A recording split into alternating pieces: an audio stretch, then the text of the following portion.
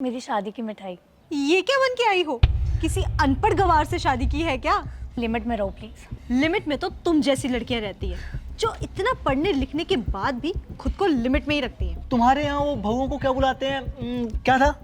बींदनी। हाँ, बींदनी। तो पूनम बींदनी जी, तुम्हें किसी ने बताया नहीं कि कॉलेज में ऐसे कपड़े नहीं पहन के आते? क्या प्रॉब्लम है तुम्हें इन कपड़ों से? प्रॉब्लम तो तुम जैसी सोच वाली लड़कियों से है हमें। अरे जब शादी करके चूल्हा चौखा ही संभालना था तो इतनी पढ़ाई लिखाई क्यों की है? जिंदगी तो तुम गवारों जैसी जी रही हो। अले अले, गुस्सा आ रहा है? तुम्हें शादी करनी ही थी तो कम से कम किसी ऐसे घर में तो करती जहाँ पे तुम्हें अपनी मर्जी के कपड़े पहनने की आजादी हो। कपड़ों से आजादी का क्या वास्ता? ये कपड़े मैंने खुद की चॉइस से डाले हैं। अब तो तुम यही कहोगी ताकि हमारे सामने तुम्हारे ससुराल वालों की नाक ना कट जाए। मैं भी शादी कर रही हूँ पर मैं तुम्हारी तरह ये इंडियन कपड़े तो नहीं पहनने वाली। मैंने तो अपने इन-लॉज को पहले बोला हुआ है कि मेरा जो मन करेगा मैं वही पहनूंगी।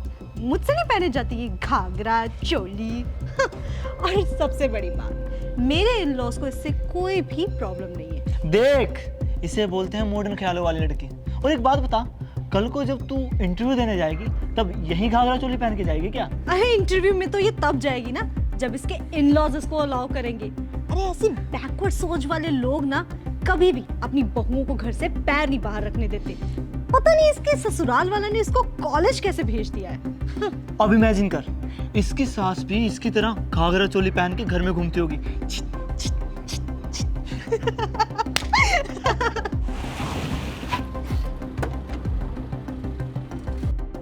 लो, आगे इसकी अनपढ़ सास भी। लगता है सासू माँ एग्जाम के बाद अपनी बींदनी को आशीर्वाद देने आई है। माँ जी, एक मिनट आना। आपको किसी से मिलवाना है। ये है मेरी सासू माँ। हेलो बेटा।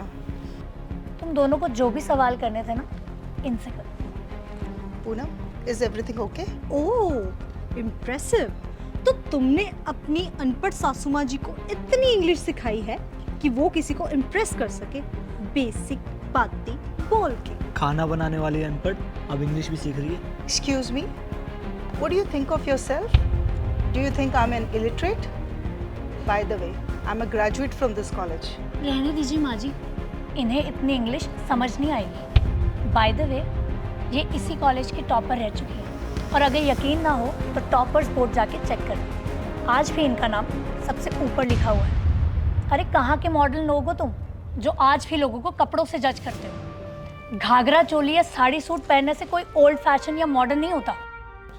ये कपड़े मैंने मजबूरी या किसी के दबाव में नहीं पहने, बल्कि अपनी खुद की चॉइस से पहने। इंसान सोच से मॉडर्न होना चाहिए, कपड़ों से नहीं।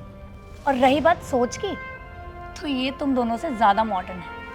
और ये कहाँ लिखा है कि छोटे कपड़े पहनने वालों की ही सोच मॉडर्न होती है?